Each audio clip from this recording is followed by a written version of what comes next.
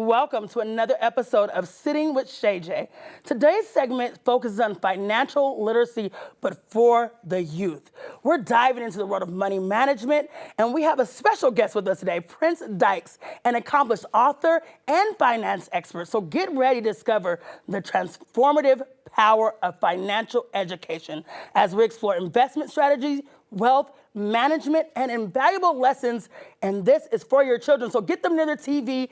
Prince, welcome. I'm excited to sit with you. Thank you so much for joining us today. Thank you for having me. Definitely glad to be here. Absolutely. Prince, as we talk about this experience that you've created for the youth, what is the biggest misconception or gaps of knowledge that you've seen when it comes to youth and money management and how people really view this? Well, people think that you should wait, parents kind of think like, hey, you're too young to know. We'll teach you about insurance later. We'll teach you about credit later. And, throughout my own life, when I started to learn about credit, insurance, stuff like that, I was like, why nobody taught me this? I come from America. We are known for capitalism. So we're known for capitalism, and everybody knows, regardless of what you're going to do in life, hey, where you're going to be hosting a show, whether you're going to be an athlete, entertainer, own our own business, you need to know about these topics. But nobody was saying nothing. You just had to fall into it. Oh, you're absolutely right about that. I remember even hearing like these buzzwords, but not still understanding the concepts like you're saying, And then when I started to learn, it might have been a little bit too late. What do you think are some key financial concepts that you believe every child should understand by the time they get to high school? Well, you got to know about, saving, creating a bank account. You got to know about investing, credit, insurance, real estate, knowing how to make money, knowing how to save money, knowing how to invest money, and most importantly, I didn't learn since I became probably over 30 years old that giving back should be part of your financial plan. I love that, because this show is all about community. So when you talk about giving back, I think that's an amazing concept that we have to really try to infuse into our community. When I'm looking at this amazing collection of books, Wesley learns, and Wesley is learning a lot of things. Can you tell me the concept behind these books and what really inspired you to make this series? Yeah, started with my son. Now it's been about 10 years ago, about over a decade ago. It was on YouTube. So we're doing a YouTube channel. He used to sit on my lap, we just kind of talked about different financial topics. He used to bring home a bunch of books, and they really were about nothing, really. And, but I said, well, in the money books that I saw, it was all about saving, which is cool. Yeah. At the time, the interest rates were very low, meaning savings accounts wasn't really making anything. So, and with the inflation going at 2% at that time, I don't know, probably was about 5% at that time, and you're talking about your savings account is earning a fraction of a penny almost, So I said, well, you have to learn about investing. I said, this whole save concept is played out. It's gone. You got to in order to get ahead in life, you have to learn to invest. You have to talk about investing. So it was a joke. I just did Wesley Learns to Invest back in 2014 and put it out because I was in the military getting ready to deploy. And, it took off, and then I created a cartoon behind it. Then I did a second book. Then I collaborated with different people. And it's just, just doing I don't do what's popular, I do what's important. Wow. Yeah. I love that. If you're going to read it, might as well be about something, right? We're sitting down with our kids. We know how valuable time is. Let's make sure we're imparting some knowledge. When we think about, parents and educators, what role do you really feel like they play in making sure that children are financially literate and that they are really able to support their learning? What role should parents play in that, and educators? The first step is parents. A kid is not going to walk in here and say, insurance, my favorite. You know what I mean? And buy it. This is a big thing I always want to know about. So parents are going to have to go out and say, hey, you know what? I want my kids to learn about insurance, credit. You have to start these conversations at the youngest age possible. I always tell people, if you saw someone who never got their oil changed and their engine seized up, the mechanic would look at them and say, well, nobody told you to change your oil? Because when you buy a car, Shay, do they tell you to change your oil? No, they don't tell me that. You just have to, they expect that you... They tell me when the bill's coming. That's all. But nobody tells you, they expect you to already know these things. So the financial industry is lineage based. It's all about who your parents are. If you take Wesley, if he was born on the other side of the tracks, what does he get? Yeah. How does he get connected? He cannot go out and open up a bank account on his own. He can't go get a broker account on his own. So the thing about it is, it's all, in America, it's all built about who your mom, dad, uncle, grandmother, mother is. So we had to go into, everybody loves to talk about that wealth gap. To get in contact with that wealth gap, the parents have to step in. I can sit here talk to them blue in the face, and with our organization, we turn kids into first-time shareholders of stock. Wow. And that is the biggest thing we struggle with, is to get parents to open up a broker account for their child. Wow. And it's not just us. I learned it's an industry thing. Like, I've seen companies like, oh, we're going to do a give back where we're going to give away stocks, but the parents must create a broker account. Parents don't do it, right? But if you go into other more affluent communities, they're on it immediately. They got it. They're ready to go.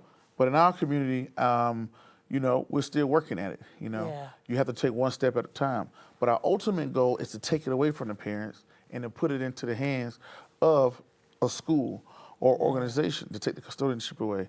Because think about it, if I talk to a kid, and I've done this before, where some parents had a background where they didn't even qualify to have a broker account. Right. So that parent didn't qualify to have a broker account. Now, what does that kid do? I couldn't do anything with the kid. Or, hey, my mom is illegal. I don't have a social security number. Yeah. Or my parents are in jail. They just got out of jail, right? Or, hey, I'm in foster care. I don't have somebody to open up an account for me. And I have to look that kid in the face. And even though they read the entire series, took the quizzes, everything, they couldn't do it. But there is an answer to it. But you just have to wait, taking step by step. Ultimate goal, every kid, when they walk into kindergarten, they should have an investment account. That's a goal, parents. If you were looking for a take home, that's a goal for you. When you think about this series, is this series done? Are there more plans for Wesley? Is he learning more after this? Of course. What happens to Wesley after this? What's going on? He's getting older, so if you follow the books, you'll see, the graphics get a little bit better every time. Yeah. And he's getting older, he's getting taller and things like that. So, but yeah, he's going to definitely learn different financial topics along the way. And it's just organic, Yeah. organically built, We started independently. Most independent authors, I think, won't sell over 100 copies of a book, right? So I'm glad to say this series has sold over 8,000 across the globe, across the country and across the globe, even internationally. Yes. So and every book sale, the profits of the book sale, goes to the foundation, Global Children Financial Literacy Foundation, where we turn kids into first-time shareholders of stock. That's what we did. Just came off our tour and did. So, yeah. You can't tell me there aren't great things happening in the community. I love to see this. I talk to a lot of parents, and they talk about building a reading habit can be extremely challenging when you're working with your kids. Do you have a piece of advice for the parents that are home and say, my kid just doesn't like to read. I haven't been able to instill this habit yet. Can you give us a tip or a trick to make sure we can get them reading? First, hold on. When I was a kid, I hated reading. Now I'm writing books, right? So first I'll just kind of hold on. Yeah. But the thing about it is less people read. I saw this, I think it was, I can't even think of can't even think of Tim's last name. But he said that he's at Berkshire Hathaway. I think he's like the CEO of Geico or something like that, right? Yes. And what he said was, back in the day, everybody used to read the newspaper. Investors, everybody at the Wall Street Journal, everybody read the same newspaper. They would read the newspaper and they would invest off of what they saw on Wall Street. Yeah. Inadvertently, everybody was doing the same thing because everybody was reading the same newspaper, everybody was making the same investments. So now that nobody reads newspapers anymore, now newspapers are becoming hidden gems. Right. So it's the same thing with reading. The more people that get away from reading, I always tell people, if you can read, you get ahead of like 80 to 90% of people. If you can comprehend and apply what you read, you are ahead of 98 to 99% of people. So this is an edge now. Picking up the book, reading it, I get it. Wesley don't even like to read. But what we do is this book here, coming out next week, we're gonna put the animation version out to it as well. So if they don't like to read, they can watch it. Come on, let's meet children wherever they're at. There's no excuse. For my babies that are sitting at home, these children, what piece of advice would you give them if they say, where do I start in this journey? I want to start reading. I want to start understanding financial literacy. Where should they start? First thing I'll tell the kids, ask your parents to start an investment account for you. Okay. Mom, can you start investing for me? And if you don't know where to invest, start with the S&P 500, broad-based index of the top 500 companies in America, and continue to do that on for your birthday gifts and for Christmas. I love that. Is there any book we should start with if we're just now getting the Wesley series, if we haven't been a part of the series yet? Should we start anywhere? I gotta say, you could start in, because they all tie into each other. Because like the latest book is real estate. Real estate is an investment. Something you learned in book 1. Right. Also, in order to acquire real estate, you need credit, right? That was book 2. Then once you have a house or you acquire real estate, you need insurance. That was book 3. So they all tie into each other. But I would say the best-selling book is the first book, Weston Learns to Invest, and then just go on your journey. I love it. Now, you have a Denver Bronco that's been joining you on this journey. Oh, yeah. Terrell Davis, NFL Hall of Famer Terrell Davis. He came along in book 3, and he's in book 4 as well. And those his kids. His kids are in book 4 as well. So, yeah. Shouts out to Terrell Davis. Yes, I love to see this. This is what we need in our community. As we wrap our segment on financial literacy and the empowerment for our youth, I want to say a big thank you to you, Prince Dykes. Thank you for joining us. Thank you for what you're giving to this community, and thank you for sharing your expertise, because it's truly been insightful on how we navigate this financial world. It's something that we don't talk about enough. So I'm excited to give you guys these jewels out there.